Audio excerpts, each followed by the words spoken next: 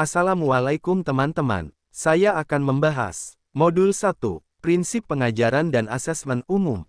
Aksi nyata, menerapkan prinsip Understanding by Design pada pembelajaran. Bahasa Indonesia kelas 10, Fase E. Prinsip Understanding by Design, UBD. UBD merupakan suatu konstruksi yang digunakan untuk menolong guru dalam merancang kegiatan belajar mengajar. Dengan mempelajari UBD, guru dapat mendesain sebuah metode ajar yang lebih fokus pada tujuan-tujuan esensial, menarik bagi murid, menjadikan pembelajaran yang bermakna.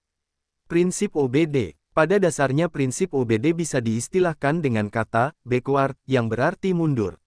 Mundur di sini bisa kita terjemahkan ke dalam penyusunan langkah seperti 1.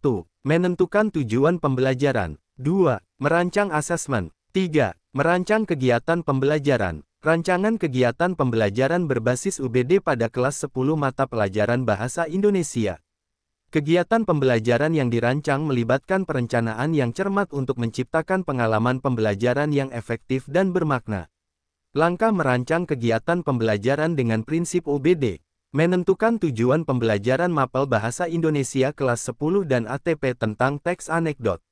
Menentukan asesmen awal untuk langkah diagnostik, asesmen formatif dalam proses pembelajaran, dan asesmen sumatif sebagai alat ukur seluruh pemahaman siswa terkait materi teks anekdot. Menentukan rancangan pembelajaran pada materi teks anekdot yang sesuai dengan pemahaman siswa pada asesmen awal. 1.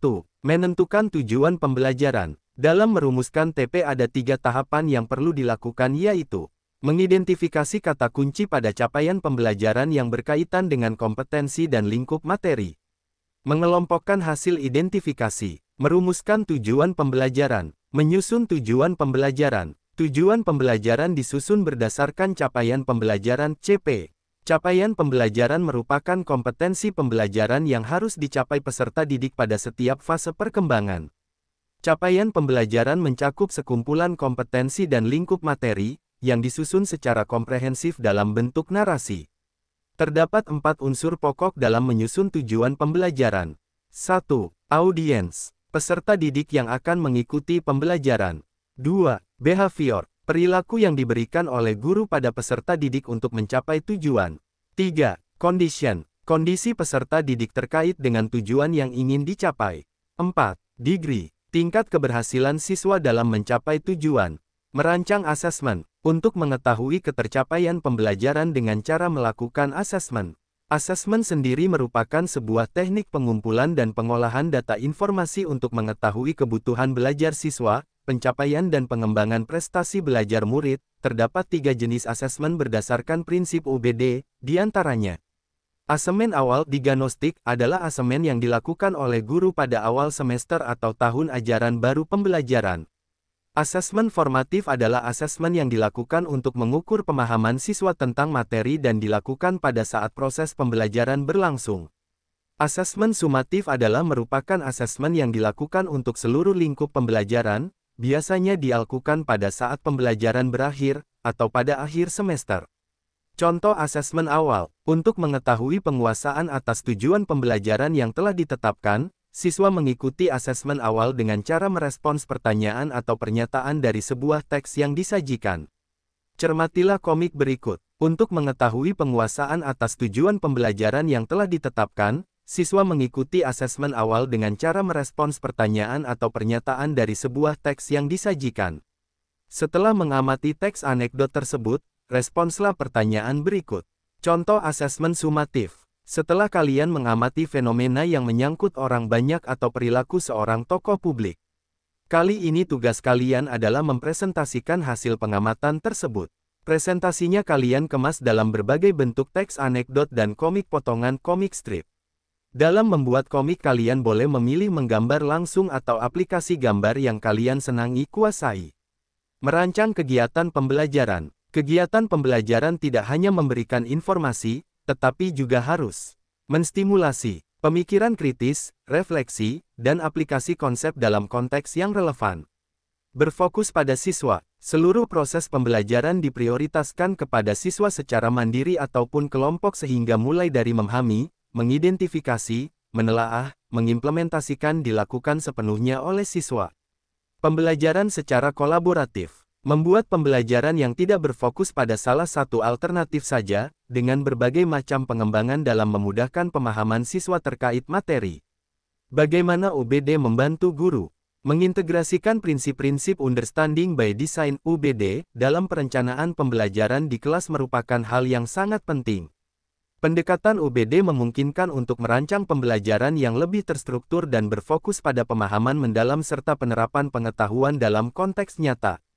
Ide yang saya dapatkan dalam prinsip UBD yaitu mendorong saya untuk menyiapkan pembelajaran yang tidak hanya memberikan informasi, tetapi juga mendorong siswa untuk berpikir kritis, merefleksikan, dan mengaplikasikan konsep yang telah mereka pelajari.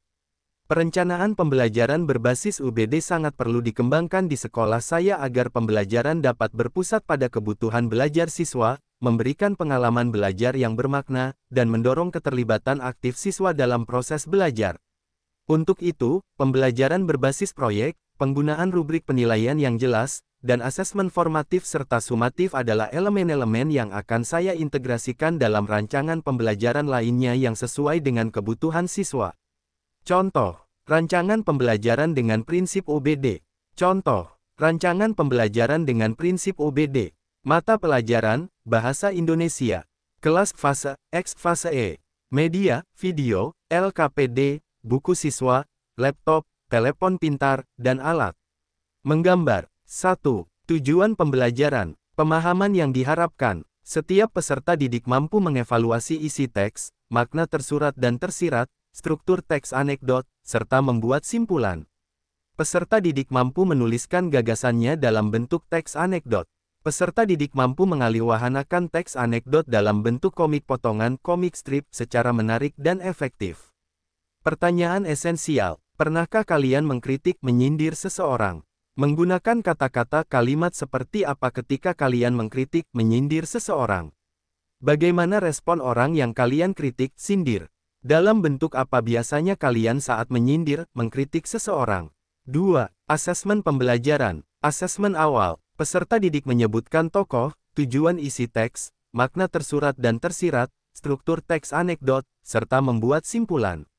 Asesmen formatif. Peserta didik mengevaluasi isi teks, makna tersurat dan tersirat, struktur teks anekdot, serta membuat simpulan.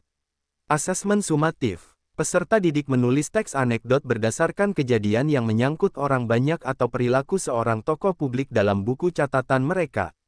Peserta didik membuat komik potongan komik strip berdasarkan teks anekdot yang telah mereka buat. 3. Aktivitas pembelajaran. Pendahuluan. Guru memulai dengan mengajukan pertanyaan kepada murid tentang bentuk-bentuk kritikan, sindiran yang ada di kehidupan mereka sehari-hari. Guru memberikan contoh bentuk-bentuk anekdot dalam bentuk teks narasi, dialog, komik potongan komik strip, dan lawakan tunggal, stand-up komedi. Guru menunjukkan beberapa contoh komik potongan komik strip kemudian meminta siswa mengisi LKPD yang berisi tokoh, tujuan isi teks, makna tersurat dan tersirat, struktur teks anekdot, serta membuat simpulan. Kegiatan inti, menonton video. Peserta didik menonton video yang diunggah di YouTube yang berisi contoh anekdot dalam bentuk lawakan tunggal berjudul, Liburan Kuli Bangunan, https://www.youtube.com/watch. V sama dengan Up Vijiptans. Guru mengarahkan peserta didik untuk menyimak dan merespon guru mengenai informasi lawakan tunggal yang ada di video. Mencermati gambar. Peserta didik menjawab pertanyaan guru mengenai gambar karikatur komik tentang isu kesehatan pada media massa internet, https://sehatnegeriku.kemkes.go.id/baca-komik tanda hubung sehat.